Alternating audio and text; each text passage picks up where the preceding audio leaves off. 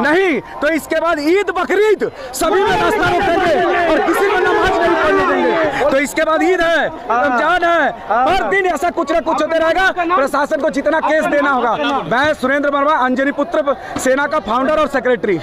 तो ईद उसके बाप का है या बकरीद उसका बाप का है या रमजान उसके बाप का है? एक बात याद रखिएगा, मुसलमान बुज़दिल नहीं है, मुसलमान बुज़दिल नहीं है। ये मोहब्बत ज़रूर फैलाता है और मोहब्बत में खामोश ज़रूर रहता है और ये रहेगा तब तक जब तक कि पेशेंट बचा हुआ है। उसके बाद आपस का झगड़ा तभी होगा जहाँ पर जहालत होगा।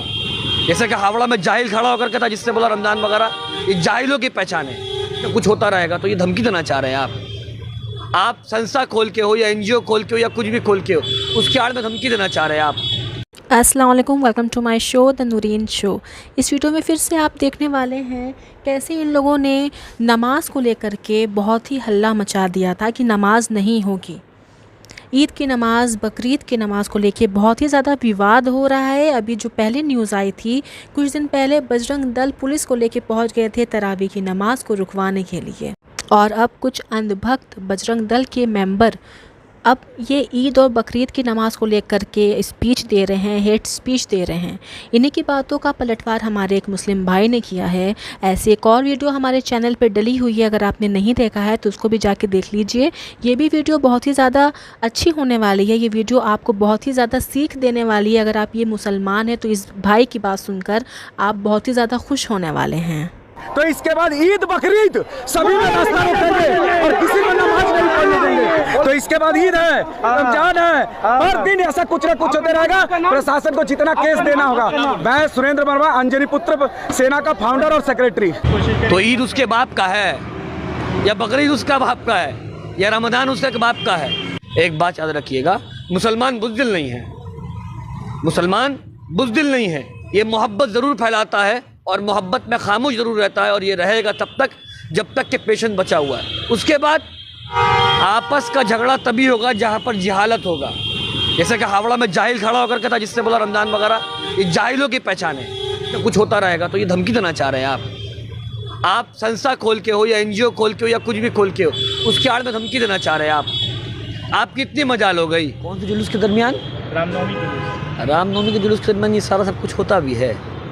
हिंदुस्तान की सरज़मीन पे मेरे ख़्याल से जिस तरह करबला के वाक़या से स्वामी साहब वगैरह और हिंदुस्तान के पंडित वगैरह जो हैं वो पीस का मैसेज निकालते हैं, उस तरह तो मुसलमान आराम के नाम पर पीस समझते हैं। तो अगर ये विवाद हुआ है तो या तो राम साहब का नाम बदनाम किया जा रहा है या फिर जो नाम बदनाम करने के लिए जो ये सारा विवाद तो खड़ा किए हैं वही बदनाम है। तो उनसे पूछा जाए कि वो राम जी के नाम को ही आड़ बना करके क्यों अपनी सारी साजिशों को पूरा करना चाहते हैं। और अगर इनका मकसद है कि राम जी के नाम पे ही साजिशों को पूरा करना है तो भाई बेगर उनका नाम पर कीजिए ना।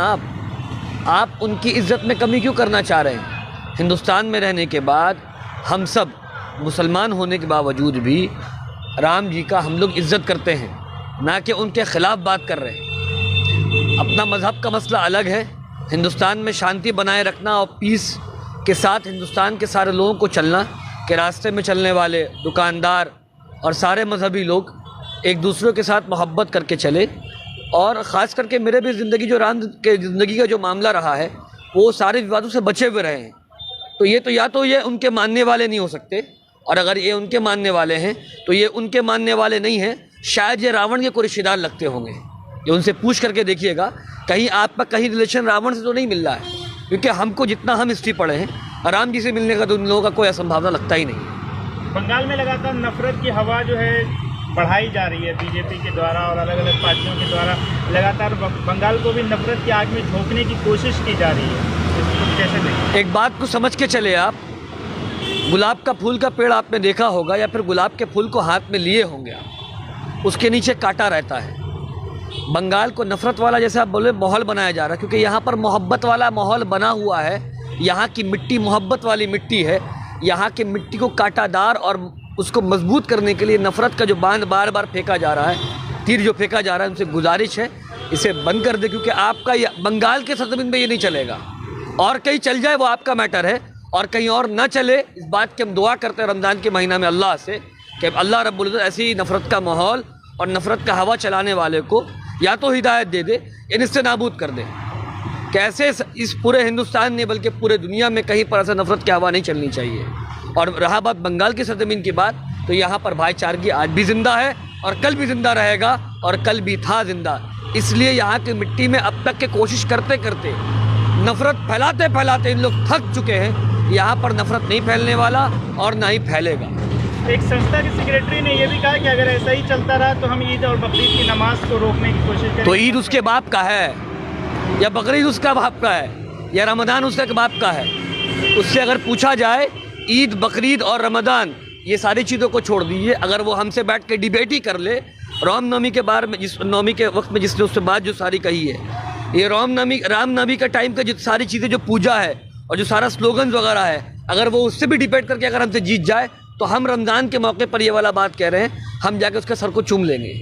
उसको खुद को नहीं पता होगा कि रामनवमी के नाम पर उसने कल क्या भाषण दिया है कि रमज़ान के मौके पर रमज़ान नहीं होने देंगे, विवाद रोज़ बरोज़ ईद बकरीद आया कुछ ना कुछ होता रहेगा। तो ये धमकी देना चाह रहे हैं आप संस्था खोल के हो या एनजीओ खोल के हो या कुछ भी खोल के हो, उसकी आड़ में धमकी देना चाह रहे हैं आप कितनी मजाल हो गई, आप कितनी मजाल हो गई कि शासन नहीं चला आपका, नफ़रत का माहौल नहीं फैला, तो फिर आप धमकी देना शुरू कर रहे हैं। एक बात याद रखिएगा, मुसलमान बुज़दिल नहीं है, मुसलमान बुज़दिल नहीं है। ये मोहब्बत ज़रूर फैलाता है और मोहब्बत में खामोश ज़रूर रहता है और ये रहेगा तब तक जब तक के पेशेंट बचा हुआ है। उसके बाद आप पे धमकी देकर के हावड़ा के मुसलमानों को और पूरे देश के मुसलमानों को भड़काना चाहते हैं। ऐसे लोग भड़काते हैं दंगा, लोग टेररिस्ट किसी और को कहते हैं, ऐसे लोगों को भड़काते हैं दंगा, ऐसे लोग आपस में विवाद खड़ा करते हैं। अरे इनको समझाया जाए, आपके कहने पर कई घर उजड़ जाता है, कई माँ जो है वो बेवा हो जाती है, कई बच्चे यतीम हो जाते हैं, कई बच्चों के सरों से जो माँ बाप का साया चला जाता है, या इन जैसे लोगों का ऐसे सोच रखने वालों की बुनियाद पर होता है। इसलिए मेरी गुजारिश है भाई, जो भी मामला हावड़ा में हुआ है मैंने अपने आंखों से नहीं देखा, उस पर कोई टिप्पणी नहीं करेंगे। जो बात मेरे कानों तक पहुंचा उस पर हम टिप्पणी कर रहे हैं। ऐसी धमकी आदेश वाला बात नहीं करना चाहिए। कोई भी मामला है वहाँ पर प्रशासन है, वहाँ पर के लोग हैं, बैठ करके आपस में सुलह करके जो भी बातें हुई उसको क्लियर किया जाए। और एक बात, अगर आप हावड़ा की बात कर रहे हैं और उसकी बात कर रहे हैं तो 7 पॉइंट में कल क्या हुआ था? सबसे पहली बात, आप न्यूज़ चैनल वाले से भी मैं एक बात कह दें, आजकल पाक सर्कस को बड़ा हिट लिस्ट में रखा गया है। अब क्यों रखा जा रहा पता नहीं, बहरहाल कल 7 पॉइंट के बारे में भी कहा गया। तो जान बाजार में 12 ऑटो को तोड़ा किसने, 11 ऑटो वाला को मारा किसने और एक ऑटो वाला का जो शीशा तोड़ा किसने? ये सवाल का जवाब दे दीजिएगा हमको आपके न्यूज़ चैनल के थ्रू उन लोगों से पूछ करके।